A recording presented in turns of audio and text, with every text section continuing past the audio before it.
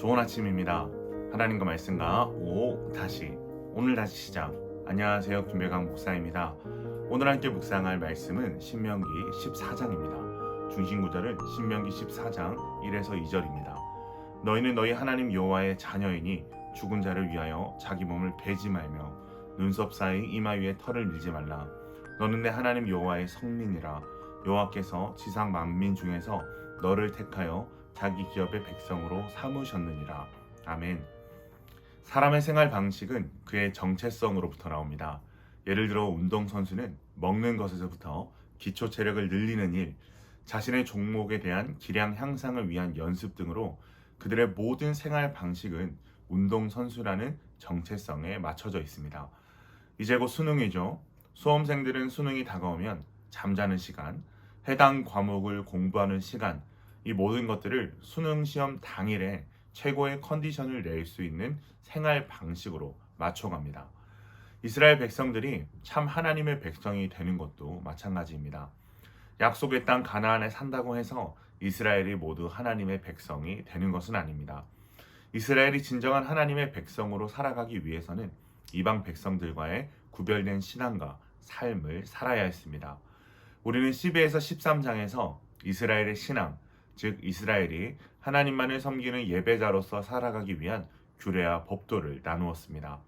오늘 나는 14장은 하나님만을 섬기는 이스라엘의 삶에 대한 규례와 법도라고 할 수 있겠습니다.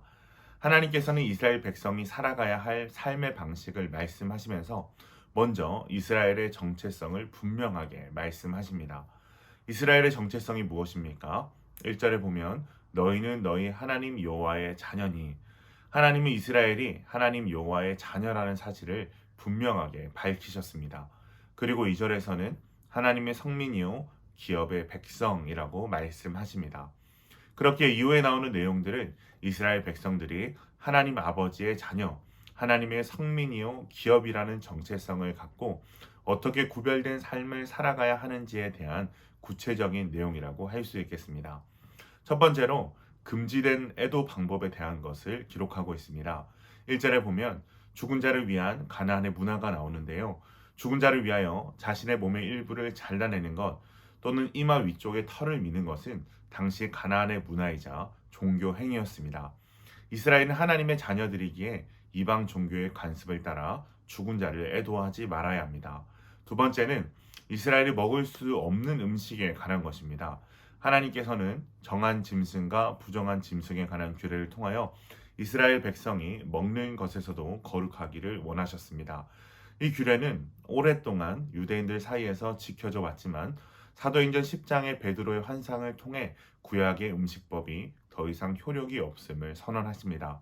이것을 보면 구약의 음식법에서 부정하다고 분류된 짐승은 어떤 특별한 이유가 있어서 먹지 못하게 한 것이 아니라는 것을 알 수 있습니다. 모든 것이 먹을 수 있는 것이지만 먹는 것의 구별을 통하여 우리 존재 자체가 구별된 인생들임을 거룩한 하나님의 성민임을 보여주는 데 의미가 있는 것입니다. 이것은 음식뿐만이 아니라 음식을 조리하는 방법에서도 나타납니다. 21절에서는 염소 새끼를 그 어미의 저주로 삼는 풍습이 나옵니다. 이것은 염소 새끼를 요리하는 방법의 하나로 보여지지만 사실 이것은 당시 가나안의 제사 방법이었기 때문에 하나님께서는 이것을 금지하십니다. 세 번째는 11조에 관한 것입니다. 여기서 두 가지 11조가 제시되는데 매년 드리는 11조와 3년마다 드리는 11조입니다. 이 두 가지의 11조는 드리는 기간뿐만이 아니라 장소와 쓰임새도 구별됩니다. 먼저 매년 드리는 11조는 여호와께서 선택하신 장소와 중앙 성소에 드려야 하며 이 11조는 레위인의 기업으로 사용됩니다.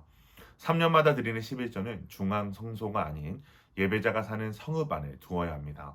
그렇게 3년 11조를 성 안에 쌓아두면 레위인과 체류자와 고아와 가부들이 와서 그것을 먹습니다.